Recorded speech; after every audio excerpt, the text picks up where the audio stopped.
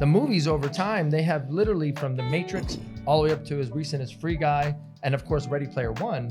They're giving you different snippets of what you may have as the alternate future of a digital world if you were to go into that world, right?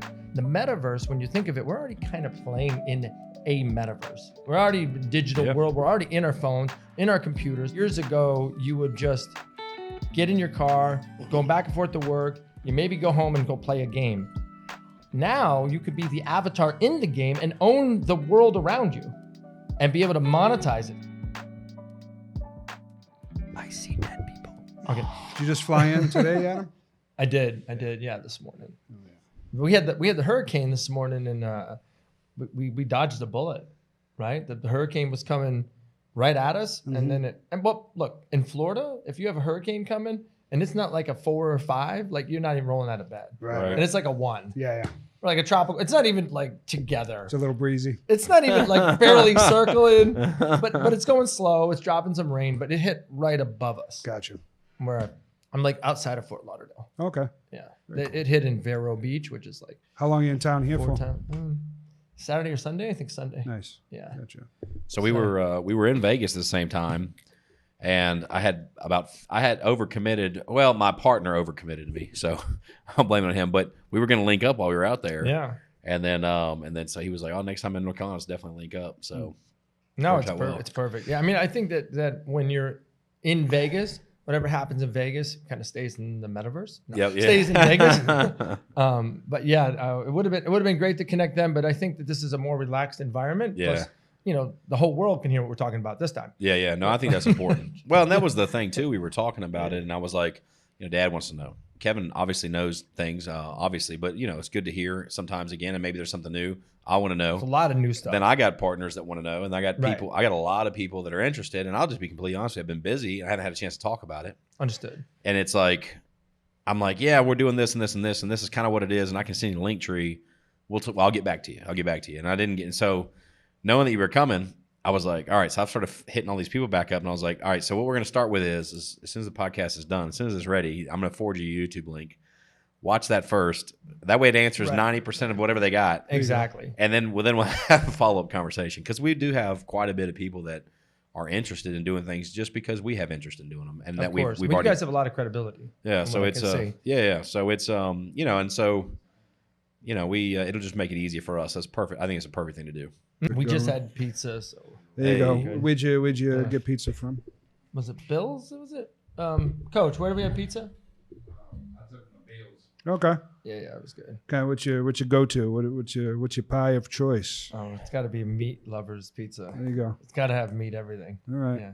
No onions though. I'm allergic to onions. I hear you. All right. Oof. I've been doing a good amount of margarita pizzas. I'm margarita pizzas are really good because when they're done well. The real tomato and the real mozzarella. Mozzarella. Yeah. You can't say mozzarella. It's mozzarella. I remember I used to have this boss back in the day when I was in corporate America, and he would always make fun of everybody because he's like, you gotta get some manicotti. No, it's manicotti, or mozzarella. And he's like, come on, it's manicotti. It's mozzarella. Yeah, it's Yeah, got to put a little something on it. Mozzarella. You said when you were in corporate America, how long have you been on parole? Oh my goodness. Yeah. So I go back, right? So in the end of the 90s, the early 2000s, I was involved in as an executive vice president in crypto security. But crypto hadn't been around at that time, so it was all cyber security, right? And when we got in that space, it was a risk investment, vulnerability assessment. We would basically go and hack companies. Or I'd bring hackers in. I'm not a hacker. Right. Well, maybe I am. I would never tell you. No. I wouldn't tell you. We'd bring hackers in, and they'd hack the company and find vulnerabilities and exploits, and then they'd go in and give them a solution. Right? We'd help protect them, and I did that for a while. I did that for like 6-7 years, and I saw the whole corporate structure, built systems, worked my way up the corporate ladder, and realized it was leaning against the wrong building.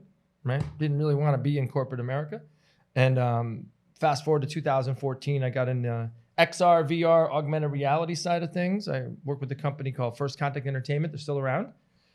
We helped raise some capital, and they did a project called Sony Firewall 0 Hour. That was the first Sony PlayStation VR game. Okay. and they did the Witcher VR experience. And so I got totally hooked on this whole VR, possible metaverse gaming side of things.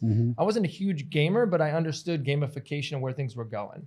And then in 2016, I got involved in crypto. Okay. Blockchain, thought leader, advisor, investor, heavy involved in it ever since. Gotcha.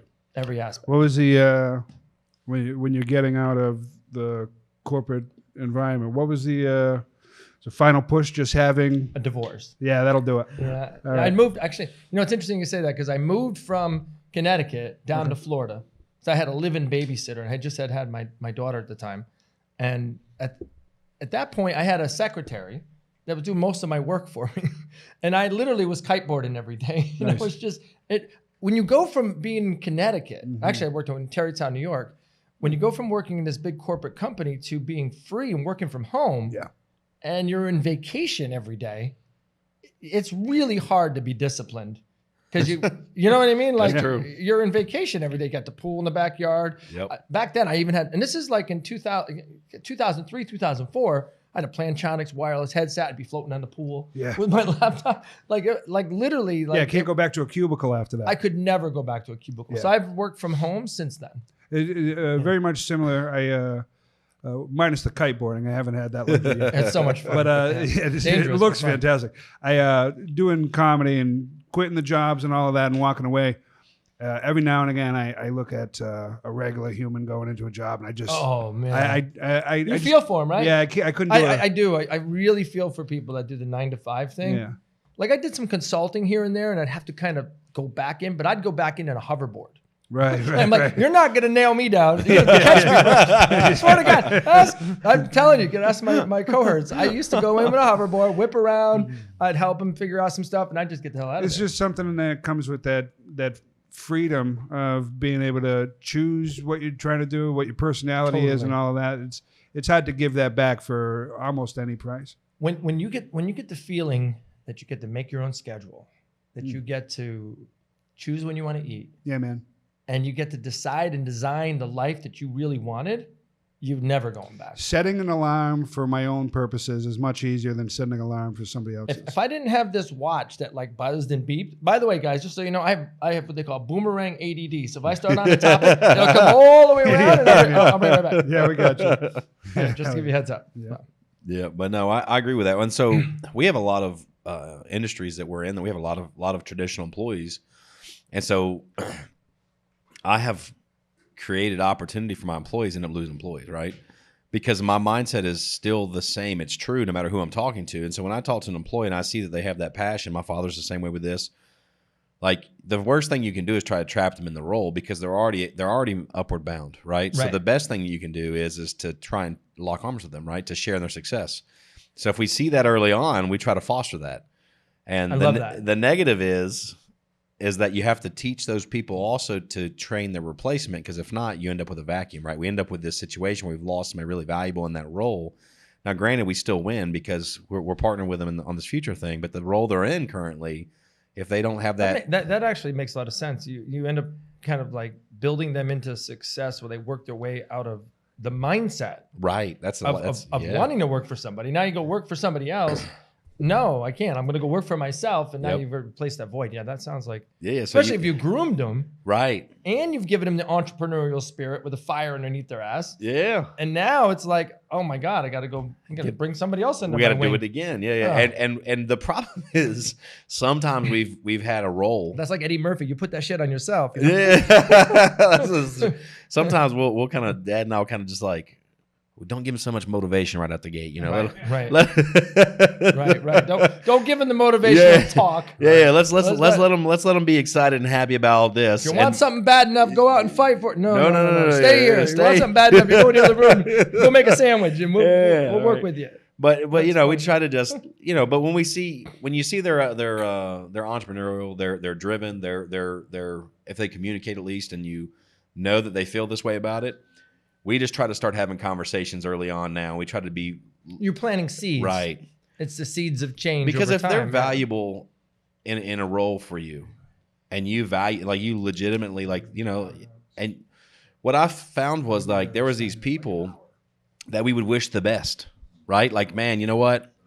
We lost a good one. And we'd wish them the best, and we'd have them on their way, and we set a relationship with them. And we're going, why are we unchaining ourselves from these people? Right. Why not just help them be the next thing? Like, do the next thing, whatever that or bring them under your umbrella. That's the thing, yeah. Add that entrepreneurial mindset into your model, yeah, so they can stay. Yeah, and so sometimes what that looks like, and it looks like different things for different people, but it looks like different things for different people. That's my son. We were talking about get a message 3 times to get through. Yeah, my 11-year-old has figured that out as well. on the watch, right? Yeah. Now, well, so yeah, on the phone, I've got it in D&D, but now I'm seeing it. So if I take it off, they won't notify me now. Right, because you don't have no buzzing on your wrist. Right. Yeah. So, yeah, he wants me to bomb a song for he's editing his own YouTube videos now. But that's super important. Yeah, it's very important.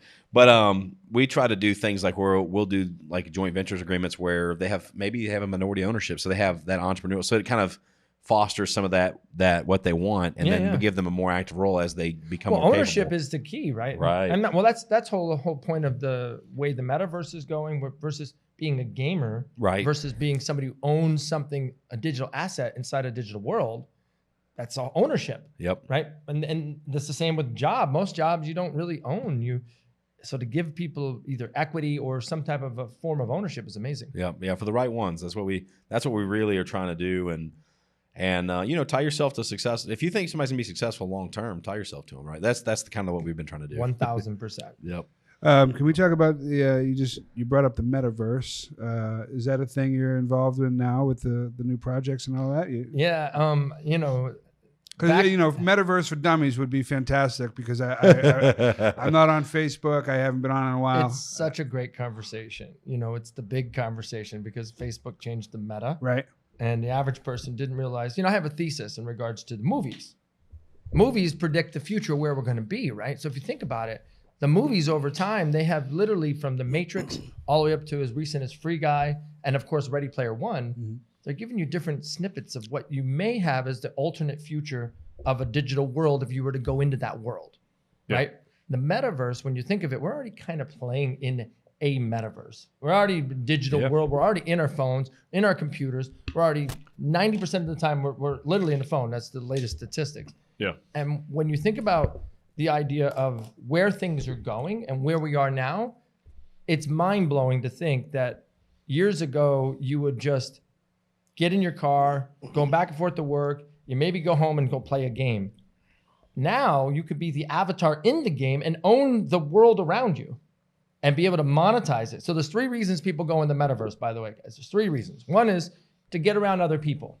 Either you go to hang out with other people you couldn't geographically get to, right? You're there because there's an event that's there, right? So to congregate. Second reason is to earn money or to lose money, right? You're either to shop or gamble, right? No matter what. And the last thing is things you can't do in real life, right? Like fly or kill other people or whatever. I don't know if you guys heard about that, but I was just telling some folks this morning that there's an article that just came out that the co-founder of Oculus created a new VR headset that has 3 explosive charges on the head. And if you die in the game, you die in real life. It was yesterday. He and really it's created all that? over. So you Google it right now. It's all over. And I'm thinking to myself, why would you come up with this idea? It's crazy. And then it goes further. And I'm reading down and it says, I was on the plane with the guy and I was showing it to him, showing him the article.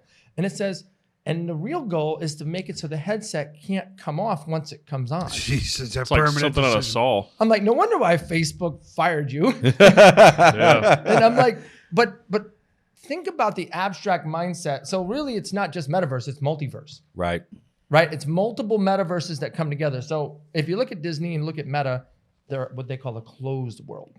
Right. But the real future Ready Player One is an open world where you can go between the worlds. Yeah. And so to answer your question and do my boomerang ADD back, our company, the way that we actually are getting involved is to secure that space, to give you a trusted way that you can have your avatar go between worlds. Yeah. So you have interoperability between open worlds, but also be able to, anything that you have in that environment that you interact with, that you're protected from it. So we're going to protect you from malicious code because most people don't know this. Like in a browser, you have McAfee, you have Norton, you have protection, right? You click on a link and then God forbid it takes over your computer, you get a virus, whatever it is. Yeah. It's even worse in the metaverse. I can set it for permission that if you pass by this point with your avatar, I can drop a virus on you. I can touch, a link I can get within proximity. There's all kinds of things that can happen in the metaverse. So you got to protect yourself. And what's crazy is that your digital identity in the future, your avatar is going to be you. You're like, when you get in there, you're going to experience everything that you wanted to be as an individual. Your clothing, your beauty, all of these things are all going to be available inside the metaverse. But here's the problem. I can take your inflections, your tonations, your dynamics of your voice and take a voice sample. And then I can literally take your social media history, especially most people. I've had 10, 15 years of history with simple AI, and I can become you. And now I have an avatar running around as you and doing whatever I want in the metaverse. Yeah. So deep fakes. somebody has to protect from proof of existence. Yeah. Right. Yeah. So that's what reveal. Our tagline is all will be revealed, right? Reveal you if you're a fraud or a scam, reveal you if you're real. So that's a super interesting thing. And that goes to one of the points that I bring up whenever we talk about all of this. When you talk about protecting yourself and the identity in the future, I have a couple of questions on that. We have a lot of people that are just kind of signing the box and not reading the contract, checking the thing and signing it. They're going in a little ignorant to it, and there's going to be some repercussions that they don't necessarily see right now. Is there anything in place that protects that in the future? And with everything, whenever any technological advancement comes, my first thought is, well, how are people going to misuse this? Right. Because it's inevitable that it's going to happen, right? And so that's what you guys are doing, is offering that protection online. Is that what you're interested in? Yeah, so we're providing digital authenticity and protection for your digital media, right? So real quick before you go into this, excuse me, so Web3 is the next iteration of the internet, and it'll all be virtual, 3D, three-dimensional space, and it'll all be connected. Is that so when you think of viruses in that atmosphere, it's almost like a virus in this reality. Kind of. You know, it's interesting you say that, because I think it's going to go from Web 2, which is like your internet, to Web 2.5 to Web 3. Yeah. So just to jump between there is going which will be a quick, like 5-year. Well, there'll be augmented reality is going to go in there as well, right? Yes. Yeah. But you made a really valid point. A virus can be floating because you have control of objects. I don't want to get too technical. It's data. But it's data inside this virtual world. And on top of that, you could see security. Like we show one of our partners is a company called Metaverse that has enterprise level VR. And I could show a drone that is flying and I can control it. Right. And imagine that with the laser scanner that's scanning the environment around me. It's checking to see, is this a safe room for me to go in? Kind of like if you go in a game and you're going to scan the game before you go in, you make sure there's something bad in there, right? That's going to be the future. You want to protect yourself. So you need somebody that's in the forefront that's like, I don't want to say police, but almost like an AI bot to go with you to follow you around the space. Sherpa? Sherpa. But we have to, but just to back it up though, guys, we have to start for where we're at. Agreed. Right? So NFTs are where we're really at, right? So if you really want to back it back, you couldn't use, so the reason why they don't use crypto inside of a game is because it could be considered a security. Otherwise they would have done it a long time ago.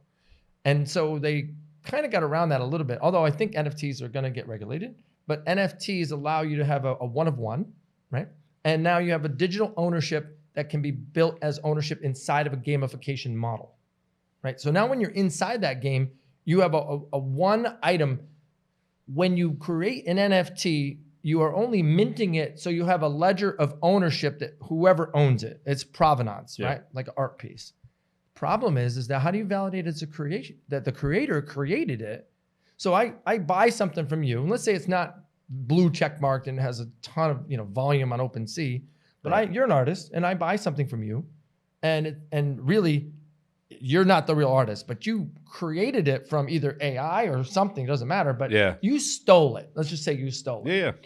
You sell it to me, and now I've minted it, and now I own it.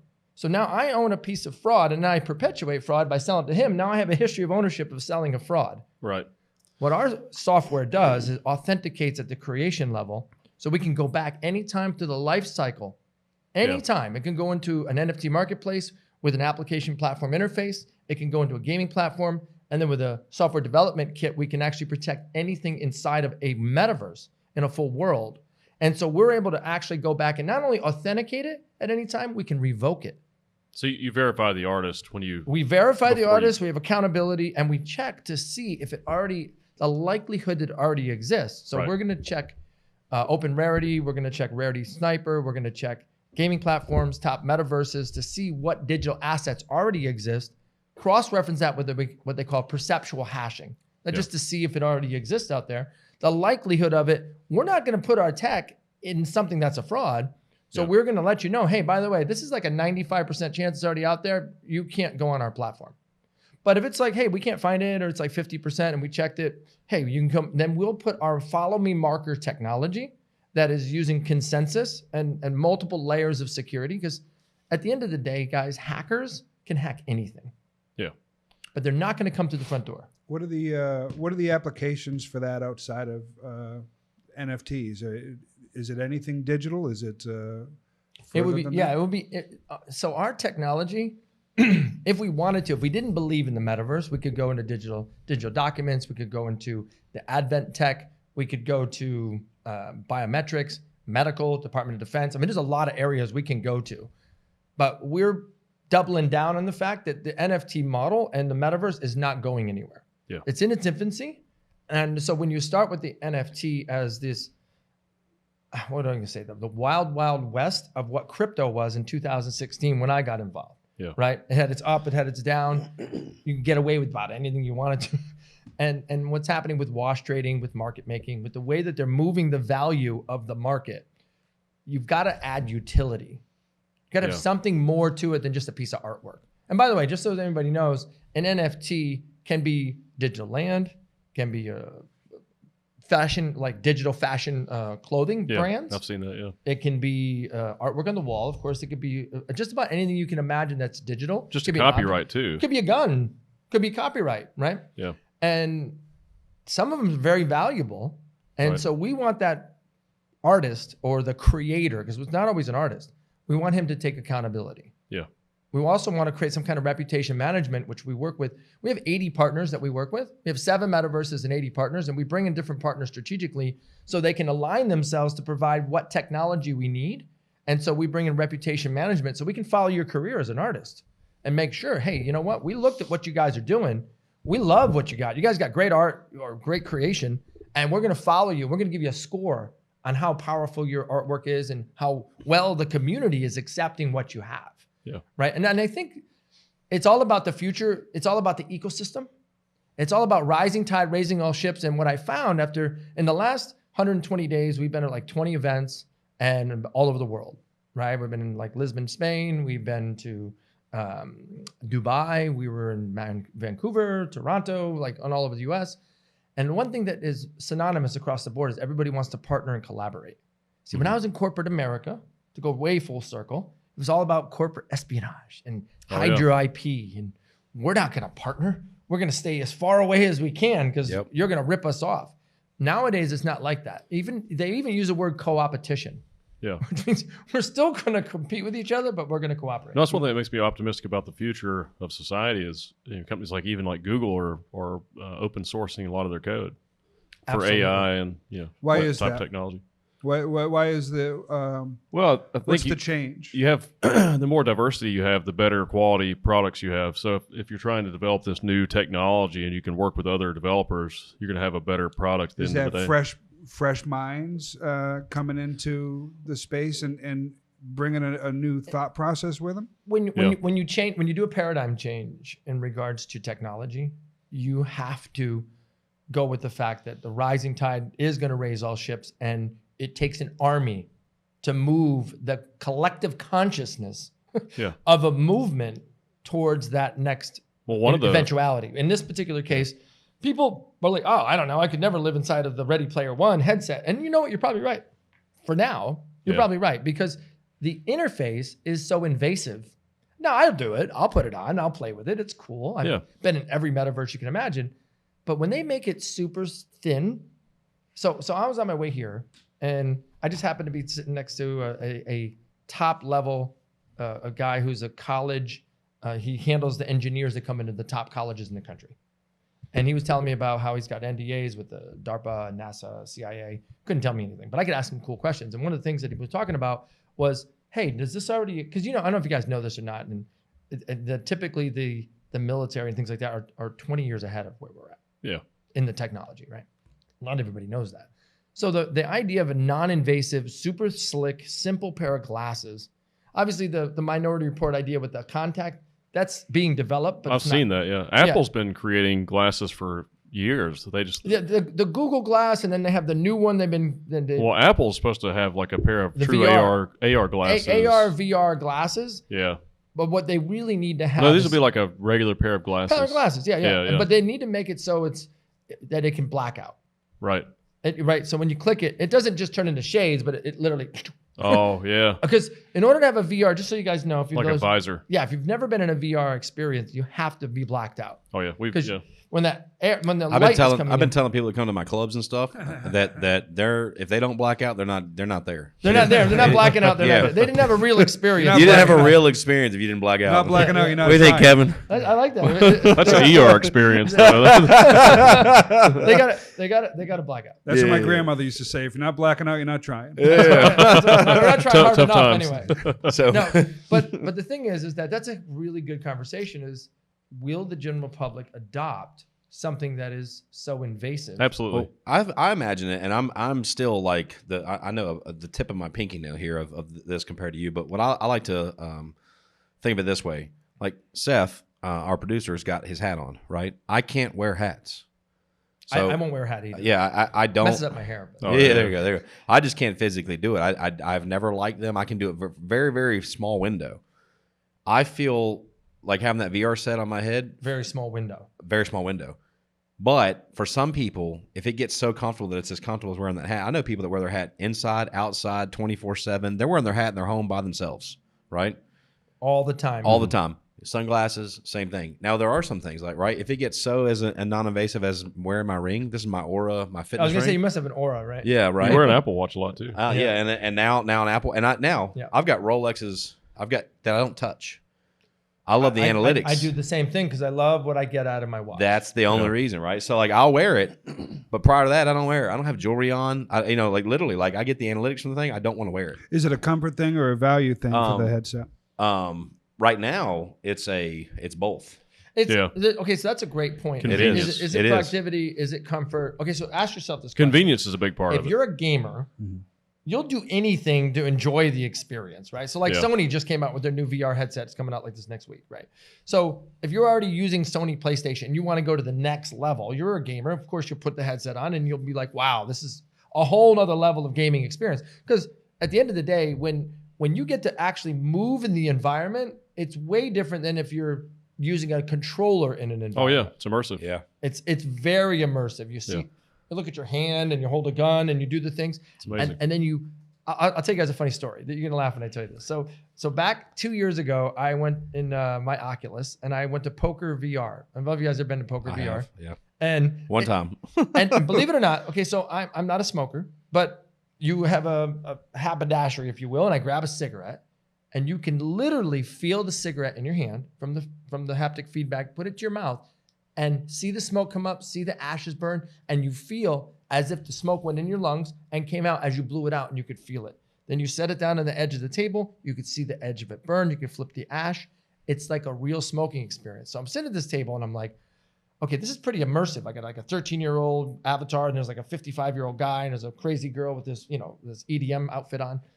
And all of a sudden, these two guys on the other side of the table, they start doing this, going with their fingers. And as they're doing it, a little pony drops out on the table, runs across the table. I'm like, that's crazy. So I'm like, I gotta do this. I go to the guy next to me, I start going like this, and the guy literally slapped me. He's like, what are you doing? I can feel it in my head. I'm like, I don't know, and I'm like, no. I just want to make a pony. Which just sounded really weird. So I'm sitting there like, and I kid you not, the pony falls out on the table. I grab the pony. I don't know if you ever did this. I grab the pony, I'm holding it in my hand, and I'm thinking to myself, I'm in a virtual world playing poker, and I'm watching the legs on this pony. And the other guy across the table says, you can make it bigger. He says, yeah, just grab its ass and pull. So I grab its ass, the thing turns into a big pony, I drop it on the table, the thing runs off and disappears after it jumped off the table. That's fucking awesome. I'm like, now I'm 2 years ago playing poker in a VR world, And I didn't even realize how long I've been in here for. Right. When you go to push the chips in, you could feel the weight of the rack as you push them in. When you flip the cards up on the table, you could feel the cards come up in your hand. Did you have some haptic gloves? I didn't. You don't even need them. It's just the way that they've designed it in regards to your hand. It's so crazy. Like just the movement of your hand. You don't need to use your fingers. But point is that it's becoming realistic without haptic gloves. It's becoming realistic without a haptic suit. So your experience is so much better. Mine was like 5-6 years ago, and it was at a convention in Vegas, and I got into their thing, and so they must have been It's a whole multiple iterations. other level now. And this is like 2 years ago, before the pandemic. Yeah. And what I'd say is that the virtual experience, if the person hasn't tried it, if you put somebody into something, in the lottery, they have this model called close the loop, which means it kicks off a dopamine and neuroepinephrine in your brain. And that's what the TikTok effect is, guys. Oh, yeah. You know what I'm talking about? Yeah. So if you're in the metaverse or a game, the reason why games are so addictive is because they kick off dopamine and they close that loop. They give you, you're going to level up. You're going to get this bonus. You're going to make this you're going to meet your friends in the next round, whatever the case may be, right? Problem with the metaverse is that you go in there and you're just running around doing nothing. Like they don't really have it figured out. Like if you go to Sandbox or Decentraland, the reason why there's not a lot of users is because you go in there, you do about everything you could possibly do, and then you're bored.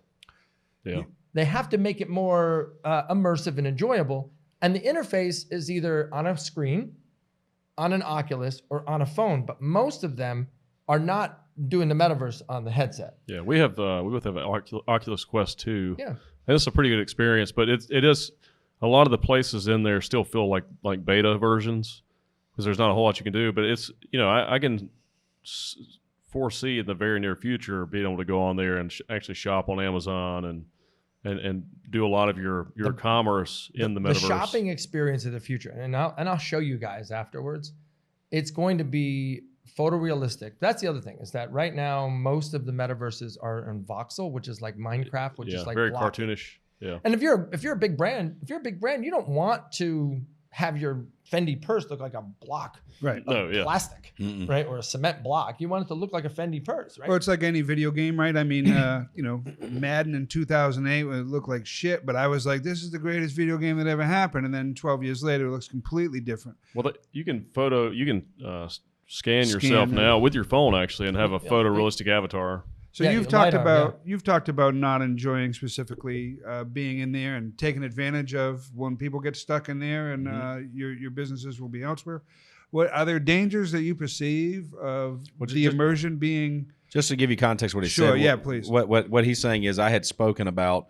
So there was some. There's theories and thought. There's people that think that the world is going to go to this like Ready Player One, right? And so what I would say is, while you've got your head buried in the sand, there'll still be people like me out here controlling the ones and zeros that are profiting from those things. And while you're distracted, I'm picking up opportunity, right? Because 1000%. That doesn't mean that I'm not gonna, because obviously we founding members with Rev3al, but get in and people can still join and we'll make sure we link to things down there that can get in with that effort. But I still see value in it. But I'm just not the guy. I cannot picture myself sticking my head in the ground, right? But to other people, but I think people are doing that today. They are, absolutely. Not just in VR, but in gaming in general. But that's what I had said. So it's okay, and I get it in context. What I can say to that is this: is that first of all, it has to do with users, right? Has to do with the number of users that are adopting any platform. Well, let's just start there.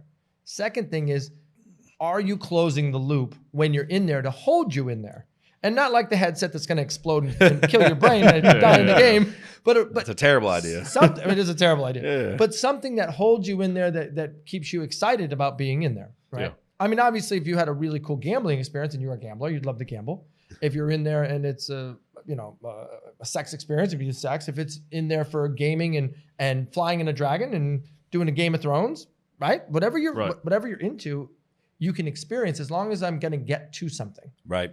And so the demographics, if you will, of the millennials into the Generation Z, and I'm Generation X, by the way. Me too. These generations are at the forefront of gaming, and they were brought up around with a phone in their hand, and they understand gamification. So it's a very easy move for them.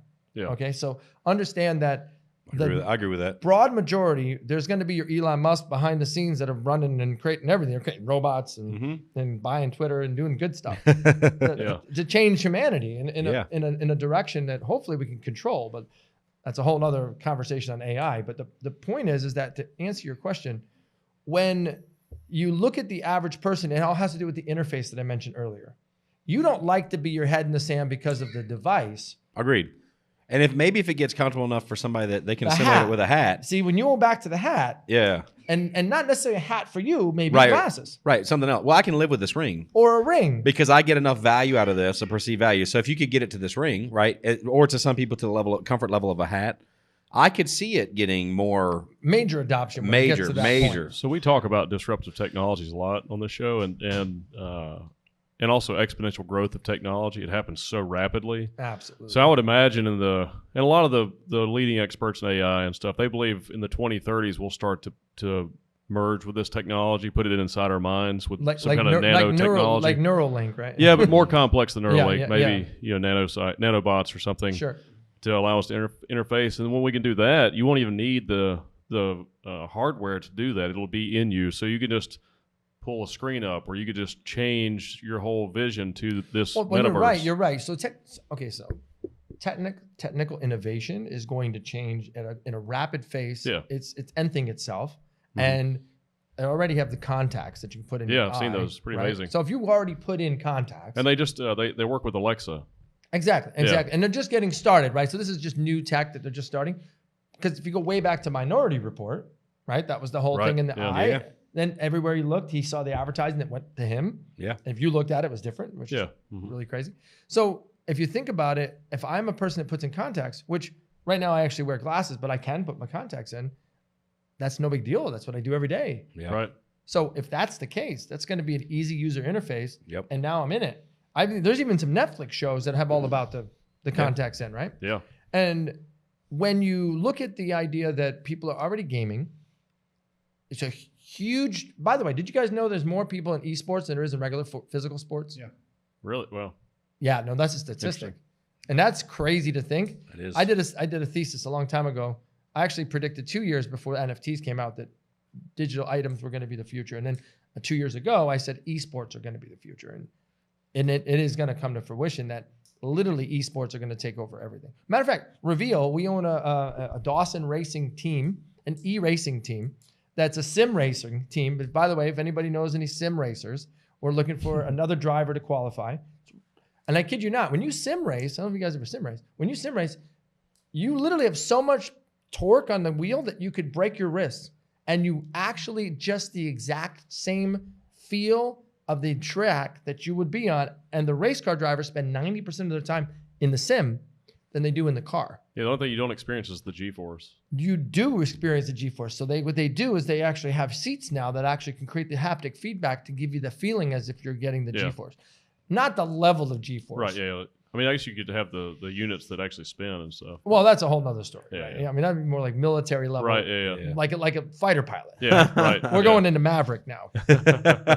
Right? Yeah. But no, but what I'm getting at is this, is that when esports come out, now it gives the average person that doesn't have to have any kind of crazy athletic ability to become famous in the world of esports. Yeah. Which is huge. Yeah. Like to give that opportunity just as a kid, 13, 15, 18, and boom, like he becomes so famous, or leverage his existing social media because now he has a platform, right? Yeah.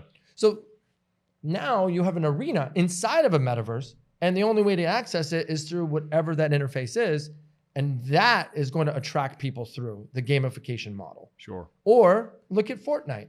Fortnite did Travis Scott concert. They had 30, I think it was 20 or 30 million people live VR with their avatar in that world at that same time. No one died.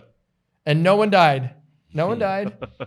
Now, what's interesting is this, is that Roblox has 80 million daily active users. Yeah, my daughter loves And I invested in Roblox just because my kid, a few years ago, my kids, when they were using it, and two, I was asking them things to put money into. Like, what were the things that you would do? And Roblox came out, so I put money in. I actually did well with it. I had to limit her to 30 minutes a day, though. Yeah. Because it started to affect her behavior. well, you know, Not a big fan of that game. But the thing about Roblox is with 80 million daily active users. Now you look at Decentraland, and they just did a stat, and they said they're like 38 users a day, like 300 a month. But why is that? Why is it that Roblox has 80 million users a day, and this side you have like 300? Well, Roblox is like a child social network. Correct. Yeah. Now go to Fortnite. So now it's the next level up. They still have many millions of users every day. Yep. Is it because of the fact that it's the age demographic, or is it because of the fact that their user interface is more gamified? What do you think it is?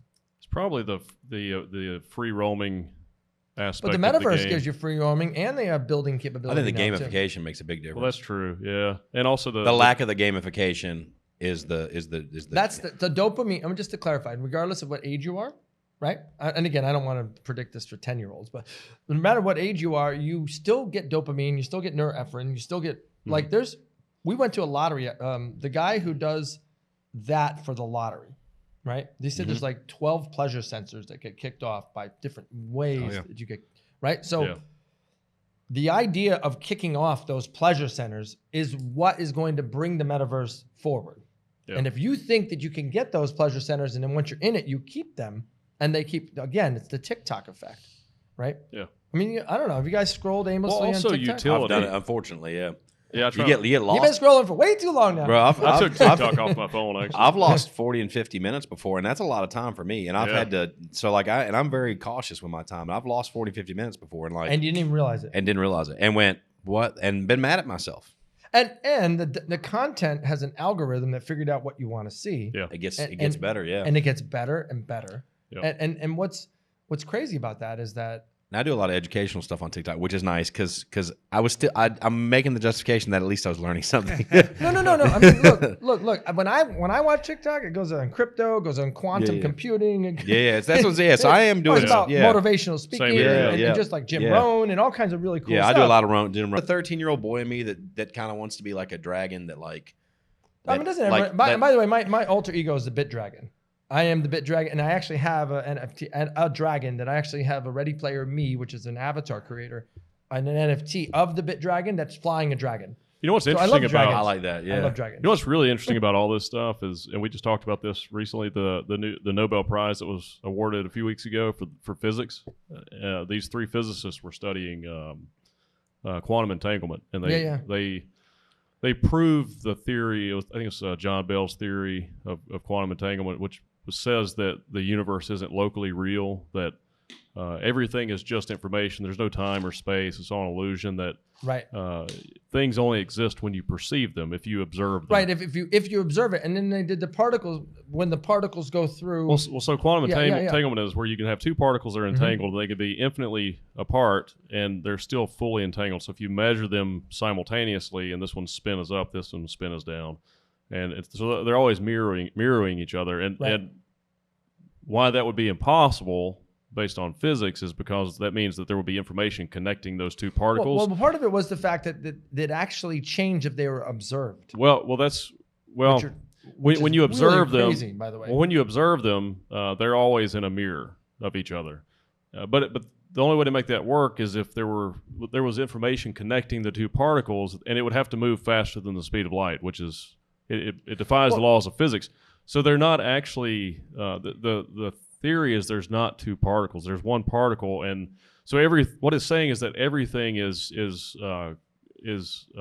happening simultaneously as energy that isn't. Well, everything is entangled. So all matter is entangled, and when we observe matter in this reality, it's only there when we observe it because it's not here. It's everything we experience, even ourselves, is coming from somewhere else. It's just data. Right. It's a singularity of data. It may even be like a black hole or a microchip or something, but it's all just in one singularity of information. And so, would you say that it now becomes a matter of perspective? Well, no, it's just strictly observation. So so the stuff that's behind me doesn't exist for me, and anything we can't see, like what's inside this table. Last time I said, until it hits you in the back of the head.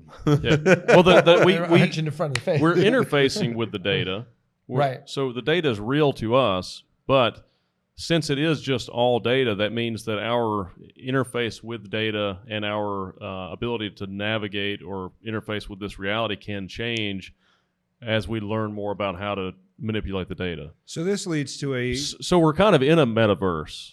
Well, I think that if you ever watch Men in Black and they have the dog and then they have the universe. Oh, yeah. Right? That's a little scary if you think about it. This leads to an interesting question that, we've been pondering for quite a while, right? If all of those things are true, and then we talk about immersion in the metaverse and all of that, is life simulation? Is that where we are? Are we just in it and we just forgot we put the headset on? Well, that's what that theory proves. It is a type of simulation. Right? Yeah. So, if this technology, if we can make this technology where we can put it in our minds and we can interface with the metaverse in our minds, it'll be just as real as this, except we can manipulate the physics, and also we could, potentially be much more intelligent. It's almost like lucid dreaming, right? So it'd be like this. Well, when I say lucid dreaming is, that's what lucid dreaming is. Yeah, it is, but it's still not quite like this. Well, I lucid dream a lot. Yeah. So say, Daniel.